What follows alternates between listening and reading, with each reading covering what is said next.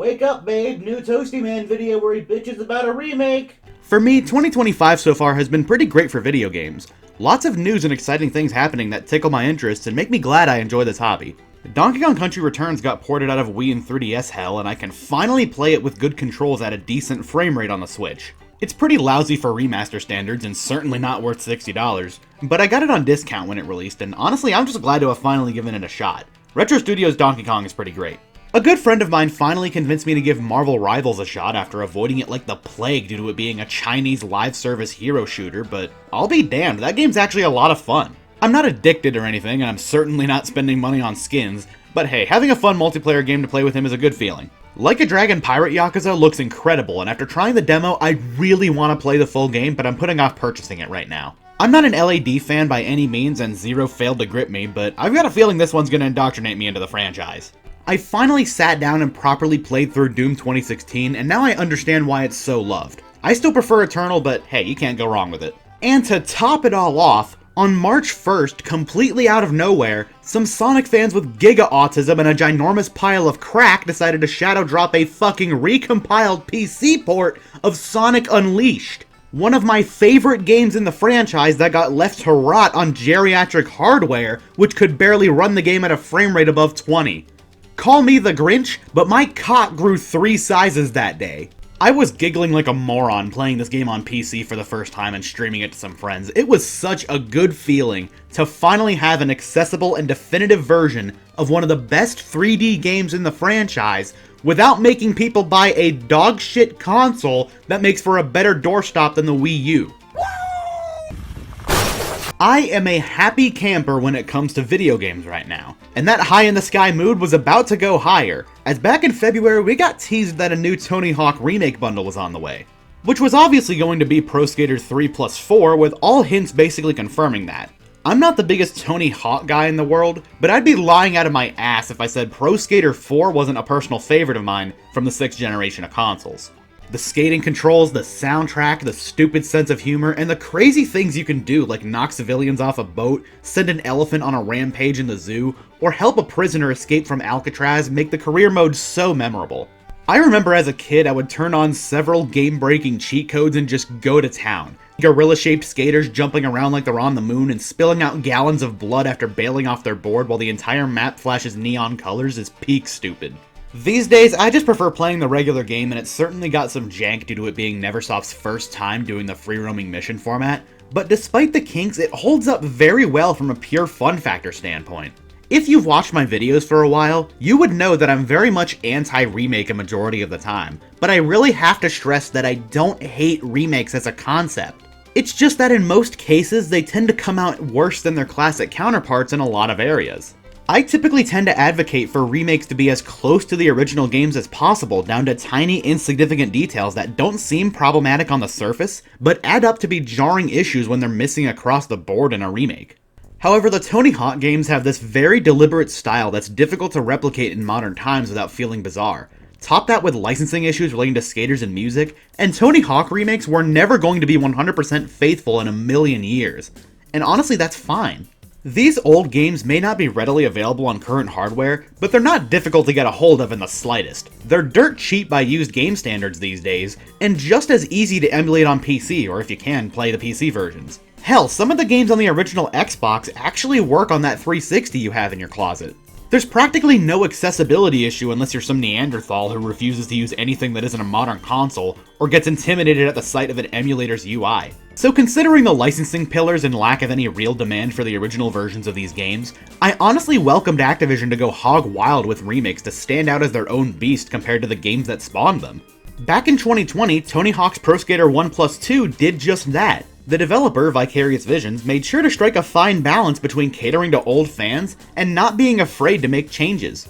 They got essential hits from the old soundtracks while mixing it with new songs that fit well with the game's style. Top that with refined controls, advanced tricks from later entries, and some pretty slick presentation. I'll admit, this remake is pretty fucking good. Now, it's not exactly my favorite. I think the color scheme is a bit bland, the menu looks like a 2K sports game, and it's lacking in bonus content, with the main draw being Officer Dick played by Jack Black. Officer Dick? More like Officer fucking Dick! Also, I bought it on PC when it came out, meaning I own this thing on the Epic Games Store, and to this day, it's the only game I actually bought there. EGS sucks, not exactly big news. But I was excited at the prospect of seeing Pro Skater 4 updated and refined to its fullest potential. I was willing to let Activision go nuts with allowing changes that make this version of a classic skating game stand out on its own 2 feet like 1+2 did. As long as the gameplay was at least intact and faithful, the right selection of old songs made their way back, and maps got lovingly recreated to breathe new life into them, I would have been happy. I was also speculating in my head about potential guest characters because the Tony Hawk series has some awesome crossovers in its history. I was eyeballing that countdown, saw the trailer as soon as it went up on Tuesday. I remember it opened with the college map from Pro Skater 4 with Ace of Spades from Pro Skater 3 blasting in the background, a very well put together trailer. And since Vicarious Visions got shuttered a few years ago, 3+4 was being developed by Iron Galaxy. I was predicting Beanox to be the studio behind it, but I trust them with this. My most wanted guest character was the Doomslayer, and at the end my wish came true, and not just him, but a Revenant as well were being added to the game alongside some awesome looking cosmetics based on Doom Eternal, and even Doom music for the soundtrack. Awesome stuff, and I was initially so happy as a Doom enjoyer. But this was the first of several concerns I have that really dumbed down my excitement for 3+4. This Doom content was being locked behind the Digital Deluxe Edition of the game, which costs $70. You are not allowed to access this content unless you fork over an extra $20 on top of the initial asking price, because they decided that it would be a better fit as paid Day 1 DLC instead of allowing players to earn the items through progression. Maybe I'm just a boomer mentally, I'm not even that old, I turned 22 this year, but to me, Tony Hawk guest characters should be exclusive, difficult to obtain skaters that serve as an amazing reward for putting in the hard work to master the game and unlock them, or at the very least secret cheat codes. Pro Skater 2 had Spider-Man who didn't come back for 1+2, thank you Square Enix. Pro Skater 3 had Wolverine and Darth Maul with the PC version containing a cheat code to play as classic Doom guy. Pro Skater 4 had Jango Fett and the mascot from Iron Maiden, Eddie. Tony Hawk's Underground had Iron Man, Underground 2 had a Call of Duty soldier, and fucking Shrek, no I'm not kidding. Oh, hello there! And later Tony Hawk games featured others. All of these guest skaters, not including the ones locked behind cheat codes, had to be earned the old-fashioned way, the honest way, the skilled way. Imagine being a kid in 2001 playing Pro Skater 3. You and your friends all got the game trying to find strategies to finish certain goals, seeing who can get the best score or keep their combo going the longest after running out the clock, and the quiet kid of the group says, "Hey, come over to my place, I gotta show you some shit." You visit him, he boots up his GameCube, and standing in front of you on the Skater Select screen is motherfucking Wolverine. And your reaction is akin to shitting diamonds out your ass as you watch Santa Claus give you a hooker for the day. Guest skaters should be the ultimate privilege for the players who put time into the game and put the work in to prove that they're worthy of such greatness. But in Pro Skater 3+4, you want the Doomslayer? Sorry, no can do, you bought the game wrong. You were supposed to spend an extra $20 so you can fund Phil Spencer's second yacht purchase. The trillion-dollar company is fucking starving. They literally will not survive unless they lock the first crossover since Pro Skater 5 behind a ridiculous paywall. Having paid Day 1 DLC for the Slayer is one thing, but it's not even $2, $5, $7. It's a whole ass $20 upgrade in the Digital Deluxe Edition. And it's not even like it includes anything else. The singular selling point of this version is the Doom content. Oh yeah, remember, I said Digital Deluxe Edition. I've searched around and it seems like a physical Deluxe Edition just doesn't exist. So if you want to buy a boxed copy to have on your shelf, you can just suck dick with a straw if you want the Doomslayer. It's not even mentioned anywhere if the Deluxe content will even be available separately after launch, or will even be unlockable through normal gameplay. Guest skaters used to be a sign of dedication and knowledge, now it's a sign you spent more money. These aren't reserved for the pros anymore. They're reserved for the whales. But whatever, it's small at the end of the day. The modern gaming industry has massively overinflated the value of in-game cosmetics and unlockables, to the point where dog shit like this is just the norm. It's a massive market, so it's a minor setback in the grand scheme of things. It's the gameplay that matters the most, and since this is based on 1+2, this should be an easy home run, right? Well, this is where my concerns really start to bloom. I read more about the game after watching the trailer and noticed this blurb on the game's official website. Authentically remade in jaw-dropping 4K resolution with streamlined goals and the epic 2-minute format. Now for those watching this that aren't too familiar with the Tony Hawk games, let me break it down for you. The series first began in 1999 with the game focusing on dropping you in a map with a laundry list of goals to complete within 2 minutes on the clock to see how much you can get done as fast as possible. Most of these goals center around doing tricks, getting a high score, collecting or touching objects, things of that nature. This was evolved a bit in Pro Skater 3 with goals becoming more advanced and introducing a level of interactivity with the maps. I might piss off a lot of people when I say this, but I do not like the classic format. I think it's too unfocused and too restrictive. Activating a billion goals at once while shoving a clock up your ass that throws you back to the starting position after running out every single time just isn't fun for me. I feel like I'm being pulled in a billion different directions with goals begging for my attention. It's way too arcadey for my tastes, and the time limit is just arbitrary at the end of the day since goals save after completion and you get an infinite amount of attempts anyway. A lot of people love this format, so I'm not going to write it off as bad, it's just not my thing. But starting with Pro Skater 4, Neversoft switched the format for the career mode entirely. Now, you freely roam around the map while talking to NPCs that give you goals. Some of them are just derivatives of goals from the classic system, while others are much more unique and could not work with the old format. The type of shenanigans that you got into during the Pro Skater 4 career were not only funny and fitting of the contemporary counterculture of the time it came out, but introduced various new gameplay elements and unique objectives that either actively worked against the old time limit or just could not work as well if they were shrunken down to fit into it. Now look, obviously Pro Skater 4 was not a perfect game. The pacing and difficulty of the challenges was all over the place, and it was clearly Neversoft's first time giving this new design philosophy a shot, which they went on to polish and improve over time with later entries like Underground and American Wasteland. But few can deny that it was at least fun. I thought it was fun, and I vastly prefer the free roaming style over the classic 2-minute format. I can pick one goal at a time and be entertained by the ridiculous shit happening in the world while I'm at it. Pro Skater 4 was one of the most influential and important games in the series for this reason. Neversoft steering away from the old format was needed for the series to stay fresh and evolved. The format peaked with Pro Skater 3, so they needed to spice things up to prevent the Tony Hawk series from becoming yet another yearly sports cash grab. And I say the direction was good, and while they obviously didn't get it perfect on their first try, it was a step in the right direction if you ask me. I was over the moon at the idea of Pro Skater 3 plus 4 because seeing the Pro Skater 4 career mode polished and updated with its pacing issues ironed out would have been an absolute godsend. But this blurb on the official website killed that dream for me. This led to speculation amongst the community if the classic career mode would at least be an option. But while I was writing this fucking script, Activision confirmed in an interview with Kotaku that the arcade-style 2-minute time limit is your only option. No ifs, ands, or buts.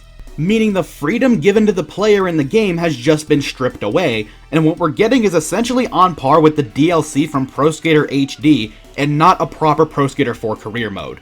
I cannot emphasize enough just how much of a kick in the balls this is for multiple reasons. Reason number 1, many of the goals in Pro Skater 4 heavily broke away from the 2-minute format with the player doing tasks that either took longer or were more complex, meaning it would have been more difficult to do it if they stuck with the old format. If they want this format to work with these maps, they're going to have to water down the goals or cut some entirely. Reason number 2, Pro Skater 4's maps were quite bigger than the ones in previous games, at least it feels like it to me. And since the time limit is going to be the same, the player is likely going to be stretched fairly thin unless the placement of objectives compensates for it. Considering this isn't even the same studio that did 1+2, I don't have much faith that this isn't going to play like unfiltered raw ass on the Pro Skater 4 maps. Reason number 3, one of the advantages of Pro Skater 4's format change was that the game had a ton of personality. NPCs were plentiful in the maps. There was typically a goofy reason as to why certain objectives even took place, like collecting pink elephants because Ollie the Magic Bum was high on crack and they were scaring him. Or helping Ranger Ron serve justice to Ranger Bob by knocking his stupid ass off a ledge in Alcatraz because he tried starting a cult. Alcatraz especially was probably my favorite map. The amount of dumb shit present, like a cruise ship full of tourists you could dunk into the water, trash cans to knock over which pissed off security guards and had them attack you, a baseball match with prison ghosts, or a giant looping ramp you could run down to send yourself flying into the ocean on a giant inflatable target made that map so memorable. And I already know that some of that shit goes against the 2-minute format, because jumping into the ocean counts as a bail which kills your combo. We can't have that in a high score based game. Why bother testing your skills in baseball? You're wasting precious time. Ranger Ron's tour takes too long. That's not gonna work along with the other goals. It needs to be cut so we can force a watered down, sanitized, streamlined, soulless, epic 2-minute format. And you can probably guess as to why this decision was made. It was easier to develop.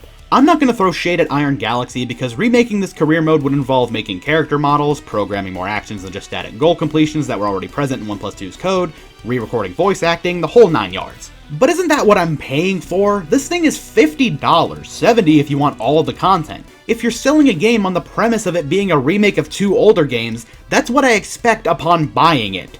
I understand if your budget wasn't high enough, but if you can't do it, don't do it, or at least get a support studio involved. 1+2 got Beanox to help, why not get them back here? Now when this broke, a lot of people, including myself, were initially making jokes saying, oh haha, they remade the PS1 version, haha, laugh. But even that version had mission markers! Even the Game Boy Advance version of Pro Skater 4 involved talking to NPCs to activate tasks. Despite how watered down these versions are, they're still more faithful to the real thing than whatever the hell we're gonna get in July from this state-of-the-art Unreal Engine recreation. Like, what? This decision was met with very mixed reception to be expected, but probably the most baffling thing I've seen was people trying to cap for this and insinuate that it was a good change. I'm not trying to attack anyone who prefers the 2-minute format, more power to you, and even I have to at least respect it because it's how the series started and planted its roots. But some of these arguments are they're just a sight to behold. You guys are hit with the nostalgia glasses too hard. Oh, Brian. The career mode was the worst part. It just wasted time moving around to activate the same 2-minute portions of the game. They are cutting out the pointless bit and getting you straight into the action. No, they aren't the exact same missions, dude. When did I ever get to play human skateboard ramp darts in the ocean in the other games? Sure, some more familiar tasks are present, like the high score contests and the skate letters, but that's done to ease veterans into the new format, as well as acknowledge the fact that this is still a Pro Skater game. It's got both variety and familiarity. I'd say it's a win-win in my book. And the way he tries to paint the act of walking to a character and pressing one button to start a mission as this Herculean chore, like, fuck. But no, guys, throwing out the entire structure of one of the most important games in the series is actually a good thing. We need remakes to be completely unfaithful to their original releases. You're just seething because you have nostalgia goggles on. You stupid gamers don't actually know what you want. You need the game streamlined and mutilated of its soul in the modern era for a modern audience. Neversoft may have been able to build all of this with love from the ground up in a year's time on old hardware, but copying their homework on the Unreal Engine is just too hard. And besides, I think it's bad even though I've clearly never played it, so you shouldn't complain. How about you go back to the previous games if you like that format? Leave Pro Skater 4 out of this, it's clear you just want to play a different game. Anyway, back on track. Do not take this video as me screaming doom and gloom for this remake as a whole. For all I know, Iron Galaxy might just be able to pull off the daunting task of trying to mix elements of 2 different games together with grace. The Pro Skater 3 portion of the game is looking really solid, and since this is built on a pre-existing framework from 1+2, I'd imagine from a gameplay standpoint that it'll be a slam dunk on that end, and the maps look really good as well from a visual standpoint. But as a Pro Skater 4 fan, it pains me to say that I'm going to skip this one, and I'll just stick with my old Xbox copy of Pro Skater 4. Ditching the game's old career mode in favor of using the format from previous games does a huge disservice to the game's legacy. It was a huge turning point for the series because of its new direction. You could play the game at your own pace, do some wild stunts that didn't exist in prior entries, and take full advantage of much bigger maps that were made possible thanks to the free-roaming gameplay style, on top of getting a few laughs out of just how fucking dumb it was. The game was chock full of immature jokes that reeked of the early 2000s. I'm not holding my breath at the idea of the game keeping its tone and humor with a remake, especially considering a major skater, Bam Margera, is nowhere to be seen in the trailer. Considering he's apparently gotten himself into some crazy shit over the years, it's likely that Microsoft and Activision wanted to distance themselves from him, even if he's still on good terms with Tony Hawk. What's the matter, you freaking stupid? If they just wanted to provide Pro Skater 4 maps, that's fine. But they shouldn't be marketing this as a remake of 2 games when it's objectively not true. You know what this game should have been called? Tony Hawk's Pro Skater 3X. Another quick history lesson, there was a launch title for the original Xbox called Pro Skater 2X, which was a remaster of Pro Skater 2 with some brand new content and every map from the original Tony Hawk's Pro Skater playable in 2's engine. It was a really solid package and one of the best ways to play both games. Since 3+4 seems to feature the same kind of content, an updated version of Pro Skater 3 with new maps, and every map from Pro Skater 4 included, calling this Pro Skater 3X would have been a much more fitting title, as well as being a nice homage to one more obscure entry in the series. It's almost kind of like recently how we got Ninja Gaiden 2 Black. But instead they went with 3+4 to try and pander to more fans of both games, and effectively fool people into buying a repackaged version of 1+2 with different maps. This is such an obvious greedy cash grab from Microsoft and Activision, and they knew it was going to be a hard sell, so they decided to key jingle people out of indecision with the Doomslayer to turn a potential hard pass into an even more expensive purchase. These are basically my thoughts on the matter. I'm not going to deny that 3+4 is at least going to be a good product in a vacuum, and certainly a worthy remake of Pro Skater 3, but this failed to impress me. And the only possibility of me giving it a shot is if my brother happens to have his Game Pass subscription active. I'm certainly open to other arguments though. I don't want to just be a Pro Skater Pro hater. God, that sounded fucking stupid. Will you be buying 3+4? Feel free to debate my arguments in the comments. I'm all for hearing solid points in favor of this new release. That's basically all I have to say for now. I thought I'd give you guys something to chew on while the next video is just sitting in development hell. It'll be done when it's done, so hopefully it's not too long of a wait. I'll see you then.